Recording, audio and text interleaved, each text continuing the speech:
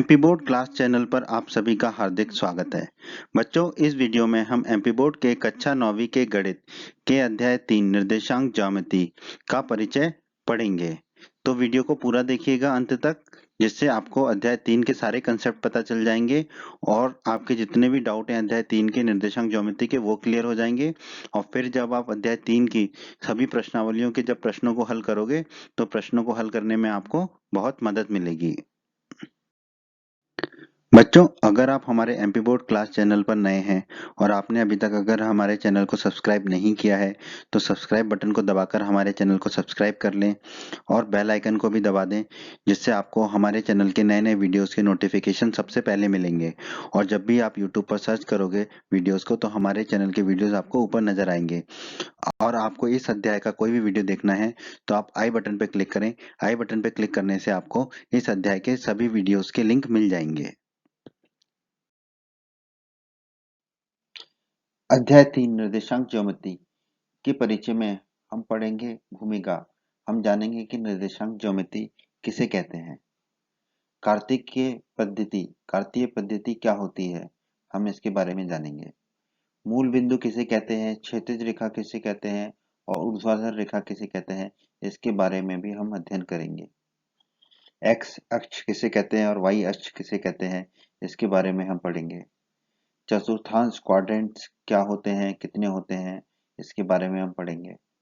भुज किसे कहते हैं और कोटि किसे कहते हैं, इसके बारे में हम जानेंगे। बिंदु के निर्देशांक कैसे लिखते हैं, इसको हम पढ़ेंगे। और अंत में हम पढ़ेंगे कि बिंदु का आलेखन कैसे किया जाता है।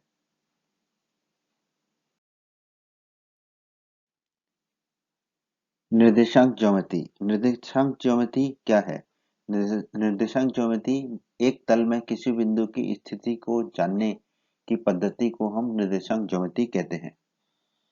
एक तल पर रखी हुई किसी वस्तु की स्थिति दो लंब रेखाओं की सहायता से निरूपित की जा सकती है। यदि वस्तु एक बिंदु है तो हमें सबसे नीचे वाली रेखा से और कागज के बाईं ओर की बिंदु की दूरी ज्ञात होना आवश्यक होता है। जैसा कि हम देखते हैं कि अगर हमें एक बिंदु दिया गया है ये और हमें इसकी स्थिति बतानी है तो हम इसकी स्थिति को कैसे बताएंगे। हम क्या बोलेंगे, क्या ये ऊपर से कुछ नीचे है या नीचे से कुछ ऊपर है या दाएं से कितना दूर है या बाएं से कितना दूर है, हमारे लिए बता पाना मुश्किल हो जाता है। इसीलिए हमें निर्देशांक ज्योमेट्री की आवश्यकता पड़ी। निर्देशांक ज्योमेट्री में हम क्या करते हैं, हम जो दिया गया बिंदु है उसकी दूरी हम बाईं तरफ की, जैसे कि यहाँ पे आप देखेंगे तो बाईं तरफ की रेखा से ये दूरी कितनी है, 5 सेंटीमीटर की है। और नीचे वाली रेखा से ये दूरी, बिंदु की दूरी कितनी है, 9 सेंटीमीटर। तो यदि हम कहेंगे कि ये बिंदु बाईं रेखा से 5 सेंटीमीटर की दूरी पर है और नीचे वाली रेखा से 9 सेंटीमीटर की दूरी पे है, तो सामने वाले व्यक्ति को समझ में आएगा कि तल पर बिंदु कहाँ पर स्थित है। तो ये मोटा मोटा है निर्देशांक ज्योमेट्री के बारे में। बैठने की योजना के संबंध में भी हमें स्तंभ की संख्या और पंक्ति की संख्या का जानना आवश्यक होता है, तभी हम बता पाएंगे कि कौन व्यक्ति कहाँ पर बैठा है। तो हम देखेंगे जो हमारे नीचे वाली रेखा है यहाँ पर, इन सबको हम क्या कहते हैं, स्तंभ। ये हो गया मेरा स्तंभ 1, ये हो गया हमारा स्तंभ 2, इस तरह ये हो गया हमारा स्तंभ 10। और ये जो रेखाएं हैं ये हो गई मेरी पंक्ति 1, ये पंक्ति 2 और ये हो गई मेरी पंक्ति 7। तो इस तरह से अगर मुझे स्तंभ और पंक्ति पता है तो मैं बता पाऊंगा कि कौन सा व्यक्ति कहाँ पर बैठा है। तो यदि मुझे बताना है कि कोई व्यक्ति स्तंभ 5 में बैठा है तो वो कहाँ होगा, इस स्तंभ में होगा। और पंक्ति 3 में बैठा है तो कहाँ पे होगा, यहाँ पर होगा। ये दोनों यहाँ पर काटेंगे, वहां पर वो व्यक्ति पाया जाएगा। इस तरीका से हम बता सकते हैं कि कोई भी व्यक्ति कहाँ पर बैठा है। कार्तीय पद्धति, कक्षा 9वीं में हम निर्देशांक ज्योमेट्री की कार्तीय पद्धति के बारे में पढ़ेंगे। तो देखते हैं कि कार्तीय पद्धति क्या होती है। ये दोस्तों हमेशा के लिए जान लीजिए, एक तल में बिंदु का स्थान निर्धारण करने के लिए दो रेखाएं लगेंगी। दो रेखाएं लगेंगी किसी भी बिंदु का निर्धारण करने के लिए। तो तो पहली रेखा होगी क्षैतिज रेखा, पहली रेखा होगी क्षैतिज रेखा, इसको हमने किससे दर्शाया है, एक्स डैश और एक्स से, ये हमारी क्षैतिज रेखा है।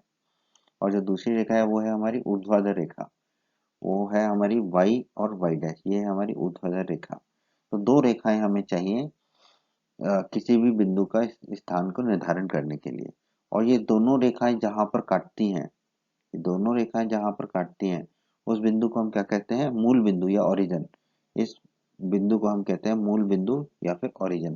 तो ये हमारे बहुत ही याद रखने वाली चीजें हैं कि दो रेखाएं होंगी और जो दोनों रेखाएं होंगी वो जहां पर भी काटेंगी उसे हम मूल बिंदु या ओरिजिन कहेंगे।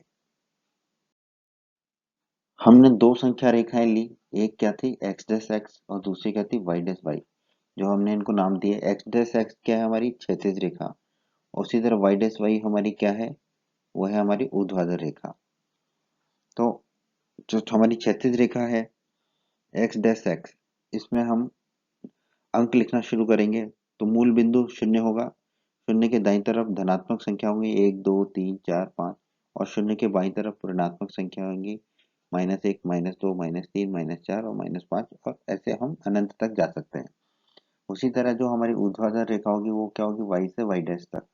इसमें भी बीच में क्या होगा, मूल बिंदु शून्य।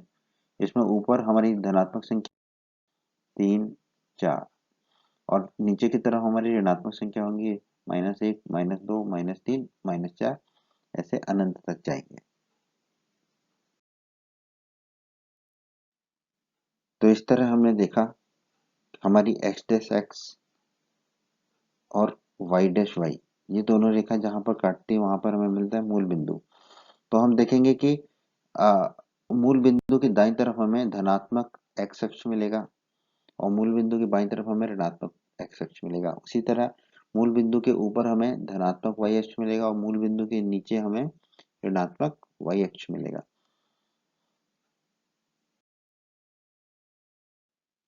एक्स अक्ष और वाई अक्ष, जैसा कि अभी हमने देखा था, दोनों रेखाओं का संयोजन हमने इस प्रकार किया था कि दोनों रेखाएं एक दूसरे को मूल बिंदु पर काटती हैं। क्षैतिज रेखा को हम क्या कहते हैं, एक्स डैश एक्स या फिर एक्स अक्ष। ऊर्ध्वाधर रेखा को हम कहते हैं वाई डैश वाई या वाई अक्ष। धनात्मक संख्याएं ओ एक्स और ओ वाई की दिशाओं में स्थित है, इसलिए ओ एक्स और ओ वाई को क्रमशः हम क्या कह सकते हैं, एक्स अक्ष और वाई अक्ष का धनात्मक दिशाएं। उसी तरह ओ एक्स डैश और ओ वाई डैश को हम क्या कह पाएंगे, एक्स अक्ष और वाई अक्ष की ऋणात्मक दिशाएं। तो ये हमने पिछले डायग्राम में देखा था। बच्चों, अगर आप हमारे एमपी बोर्ड क्लास चैनल पर नए हैं और आपने अभी तक अगर हमारे चैनल को सब्सक्राइब नहीं किया है तो सब्सक्राइब बटन को दबाकर हमारे चैनल को सब्सक्राइब कर लें और बेल आइकन को भी दबा दें, जिससे आपको हमारे चैनल के नए नए वीडियोस के नोटिफिकेशन सबसे पहले मिलेंगे। और जब भी आप यूट्यूब पर सर्च करोगे वीडियोस को तो हमारे चैनल के वीडियोस आपको ऊपर नजर आएंगे। और आपको इस अध्याय का कोई भी वीडियो देखना है तो आप आई बटन पर क्लिक करें। आई बटन पर क्लिक करने से आपको इस अध्याय के सभी वीडियोस के लिंक मिल जाएंगे।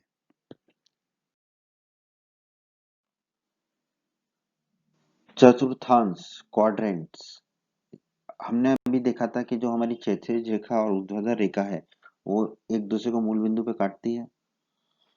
दोनों तलों को कितने भागों में विभाजित करती है, चार भागों में। पहला भाग कहलाता है चतुर्थांश एक, दूसरा भाग कहलाता है चतुर्थांश दो, तीसरा भाग कहलाता है चतुर्थांश तीन और चौथा भाग कहलाता है चतुर्थांश चार। अब हम देखते हैं दोनों अक्ष तल को चार भागों में विभाजित करती है। इन चार भागों को हम चतुर्थांश कहते हैं, क्योंकि ये जो एक भाग है वो एक चौथाई होगा पूरे भाग का, इसलिए ये कहलाता है हमारा चतुर्थांश। और इसमें हम वामवर्त दिशा में चलते हैं। वामवर्त दिशा मतलब एंटी क्लॉकवाइज। एंटी क्लॉकवाइज का मतलब घड़ी की उल्टी दिशा में हम चलेंगे। हमें पता है घड़ी जो है वो इस दिशा में चलती है, तो घड़ी की उल्टी दिशा में हम चलते हैं। और सबसे पहले हम शुरू करते हैं चतुर्थांश एक से, फिर चतुर्थांश दो, चतुर्थांश तीन और चतुर्थांश चार। इस प्रकार तल के दोनों चारों चतुर्थांश सम्मिलित हैं। हम इस तल को कार्तीय तल या कार्टेशियन प्लेन कहते हैं, या निर्देशांक तल कोऑर्डिनेट प्लेन कहते हैं, या एक्स वाई तल भी कहते हैं इसे, या इसे निर्देशांक अक्ष कोऑर्डिनेट एक्सिस भी कहा जाता है। ये सब इसके नाम हैं। ताकि हमने देखा अभी कि चतुर्थांश जो है इसको 4 भागों में बांटते हैं। तो ये हो गया हमारा चतुर्थांश 1, ये हो गया चतुर्थांश 2, चतुर्थांश 3 और चतुर्थांश 4। 4 बराबर भागों में बांटा गया है इस प्लेन को हमारे, और चारों को कहते हैं हम चतुर्थांश। अब हम इन सारे चतुर्थांश की विशेषताओं को देख लेते हैं। यदि बिंदु पहले चतुर्थांश में है तो बिंदु का रूप होगा धनात्मक और धनात्मक। यहाँ पर x भी धनात्मक होगा और y भी धनात्मक होगा। उसी तरह अगर बिंदु दूसरे चतुर्थांश में है तो उसका रूप क्या होगा, उसमें x जो है वो ऋणात्मक होगा और y जो है वो धनात्मक होगा। उसी तरह तीसरे चतुर्थांश में क्या होगा, तीसरे चतुर्थांश में हमारे x और y दोनों ही ऋणात्मक होंगे। और चौथे और अंतिम चतुर्थांश में हमारा क्या होगा, x तो जो है धनात्मक होगा और y क्या होगा हमारा ऋणात्मक होगा। उन्हीं चतुर्थांश को हम दोबारा से ग्राफ में देख लेते हैं। चतुर्थांश 1 x और y दोनों धनात्मक, चतुर्थांश 2 x ऋणात्मक y धनात्मक, चतुर्थांश 3 x ऋणात्मक y भी ऋणात्मक, चतुर्थांश 4 x धनात्मक y ऋणात्मक। यहाँ आपने देखा कि x को हम पहले लिखते हैं और y को हम बाद में लिखते हैं। ये आसान भी है समझने के लिए, x पहले ही आता है, y बाद में आता है। दोस्तों अब हम देखते हैं कि भुज एब्सिक्का किसे कहते हैं। एक बिंदु x का निर्देशांक कोऑर्डिनेट उसे हम भुज कहते हैं। भुज क्या होगा, y अक्ष से इस बिंदु की लांबिक दूरी जिसे x अक्ष पर मापा जाता है उसे हम x के निर्देशांक को भुज कहते हैं। जैसा कि हमने देखा हमारा जो क्षैतिज रेखा है वो क्या है, x जैसे x। तो इस रेखा पर जो भी हमारी दूरी है वो क्या कहलाती है, भुज कहलाती है। y से जितनी भी दूरी है हमारी, y अक्ष से जो भी दूरी है वो हमारी क्या कहलाती है, भुज कहलाती है। और इस दूरी को हम कहाँ पे दर्शाते हैं, x अक्ष पर दर्शाते हैं। x अक्ष पर इस दूरी को दर्शाते हैं और इसको हम क्या कहते हैं, भुज। तो x अक्ष का जो निर्देशांक है, x अक्ष के निर्देशांक को हम क्या कहते हैं, भुज कहते हैं। याद रखिए x अक्ष के निर्देशांक को भुज कहा जाता है। जैसा कि हमने देखा था x अक्ष के निर्देशांक को हमने क्या कहा था, भुज। उसी तरह y निर्देशांक को हम क्या कहते हैं, कोटि कहते हैं। y निर्देशांक को हम कोटि कहते हैं और ये x अक्ष से दूर होता है और y अक्ष पर होता है। x अक्ष से दूरी होगी और y अक्ष पे ये होगा हमारा, इसे हम क्या कहेंगे, कोटि। तो ये हमें याद रखना है। बिंदु के निर्देशांक कैसे लिखते हैं हम जानते हैं। निर्देशांक तल में एक बिंदु के निर्देशांक लिखते समय पहले हम किसको लिखते हैं, x निर्देशांक को, और उसके बाद हम कैसे लिखेंगे, y निर्देशांक को। तो इसे हम कैसे लिखेंगे, ब्रैकेट में लिखते हैं x, y।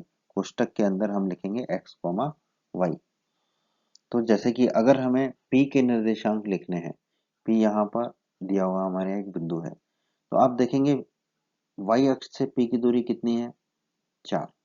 तो ये हो गया हमारा x निर्देशांक, हो गया हमारा 4, क्योंकि पहले हमें x लिखना है, फिर हमें लिखना है y क्या होगा हमारा, इस p बिंदु की दूरी x एक्सिस से। तो ये दूरी कितनी है हमारी, 3। ये दूरी आ रही है हमारी 3, तो हमने लिख दिया 3। उसी तरह q के निर्देशांक हमें लिखने हैं, तो q के निर्देशांक पहले हमें x एक्सिस पर देखने हैं। x एक्सिस पर देखना मतलब कि y से कितनी दूरी है, y से कितनी दूरी है, ऋण के 6, y की दूरी है ऋण के 6, ये लिख दिया हमने। ये हो गया हमारे x के निर्देशांक मतलब कि भुज। अब हमें कोटि लिखनी है, तो कोटि कोटि क्या होगी हमारी, y के निर्देशांक मतलब कि x अक्ष से दूरी। ये कितनी है हमारी, ऋण के 2। इस बिंदु पर, q बिंदु पर देखोगे आप, ये कितनी है हमारी, ऋण के 2, तो हमने लिख दिया ऋण के 2।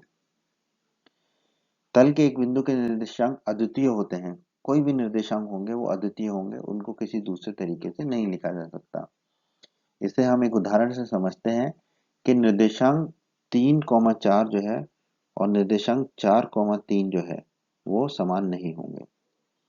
3,4 और 4,3 समान नहीं होंगे। बिंदु के निर्देशांक, x अक्ष पर स्थित प्रत्येक बिंदु का y निर्देशांक सदैव 0 होगा। आप देखेंगे एक्स एक्सिस पे वाई निर्देशांक हमेशा शून्य होगा, क्योंकि इसकी एक्स अक्ष से दूरी कितनी होगी, शून्य होगी। तो एक्स अक्ष पर हमेशा वाई निर्देशांक शून्य होगा। इसी तरह एक्स अक्ष पर स्थित किसी भी बिंदु के निर्देशांक को हम कैसे प्रदर्शित करेंगे, एक्स कॉमा जीरो, क्योंकि वाई निर्देशांक हमेशा क्या मिलेगा, हमें शून्य मिलेगा। जहां वाई अक्ष से बिंदु की दूरी एक्स है, वाई अक्ष से दूरी कितनी है, एक्स। अगर एक है तो एक, दो है तो दो, तीन, चार, पांच, ये वाई अक्ष से दूरी है, ये है हमारी एक्स। इसी प्रकार वाई अक्ष पर स्थित किसी बिंदु के निर्देशांक क्या होंगे, शून्य कॉमा वाई के रूप में हम लिख पाएंगे, जहां पर एक्स अक्ष से बिंदु की दूरी क्या है, वाई है। कोई भी निर्देशांक वाई अक्ष पर क्या होगा, जीरो कॉमा वाई, और यहाँ पर जो वाई है वो क्या है, एक्स अक्ष से दूरी है, एक, दो, तीन, चार, पांच। और मूल बिंदु के निर्देशांक क्या होंगे, शून्य कॉमा शून्य, क्योंकि मूल बिंदु की एक्स अक्ष से दूरी कितनी है, शून्य, वाई अक्ष से दूरी कितनी है, शून्य, दोनों अक्षों से इसकी दूरी कितनी है, शून्य और शून्य। तो मूल बिंदु के निर्देशांक हमेशा याद रखिए शून्य कॉमा शून्य ही होंगे। अब इस अध्याय का अंतिम विषय है बिंदु का आलेखन। हमें एक बिंदु के निर्देशांक दिए रखे होंगे और हमें उसको ग्राफ में आलेखित करना है, ग्राफ में उसको दर्शाना है। मान लीजिए हमें एक निर्देशांक दिया हुआ है 3,5। अब हमें इसको ग्राफ में दिखाना है, आलेखित करना है, तल में आलेखित करना है। हम पहले निर्देशांक अक्ष खींचेंगे और अपने एककों का चयन करेंगे। जैसे कि पहले हमने एक्स अक्ष को खींचा, फिर हमने वाई अक्ष को खींचा, और एक्स अक्ष पे एक एक सेंटीमीटर पे 1, 2, 3, 4, 5 लिखा, बाई 2, -3, -4, -5 लिखा। उस तरह वाई अक्ष पे ऊपर 1, 2, 3, 4, 5, वाई अक्ष पे नीचे -1, -2, -3, -4, -5 लिखा।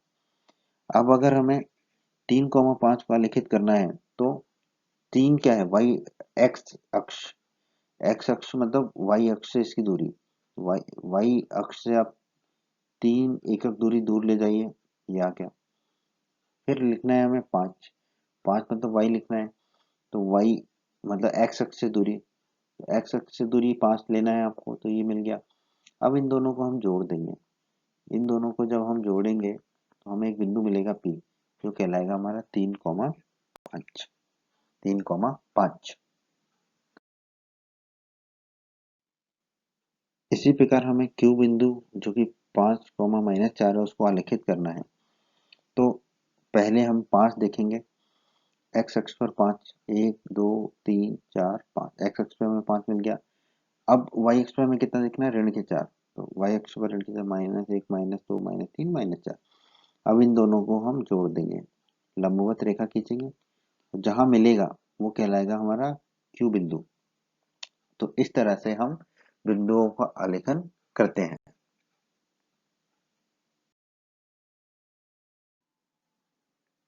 उम्मीद करते हैं बच्चों आपको एमपी बोर्ड क्लास का ये वीडियो पसंद आया होगा। बच्चों अगर आप हमारे चैनल पर नए हैं और आपने अभी तक चैनल को सब्सक्राइब नहीं किया है तो आप सब्सक्राइब बटन को दबाकर जल्दी से चैनल को सब्सक्राइब कर लीजिए और बेल आइकन को भी दबा दीजिए। बेल आइकन को दबाने से क्या होगा, हमारे चैनल पर जब भी कोई नया वीडियो आएगा तो उसका नोटिफिकेशन सबसे पहले आपको मिलेगा, और यूट्यूब सर्च में भी आपको हमारे वीडियोज ऊपर नजर आएंगे। और आप हमारे वीडियोज को अपने सभी दोस्तों के साथ फेसबुक और व्हाट्सएप पर अवश्य शेयर कीजिए, जिससे आपके दोस्तों का भी लाभ हो सके। वीडियो पसंद आया है तो वीडियो को लाइक जरूर कर दीजिएगा, और इस अध्याय के बाकी अन्य वीडियोस देखने के लिए आप आई बटन पर क्लिक करें। आई बटन पर क्लिक करने से आपको इस अध्याय के बाकी सभी वीडियोस के लिंक प्राप्त हो जाएंगे। धन्यवाद बच्चों।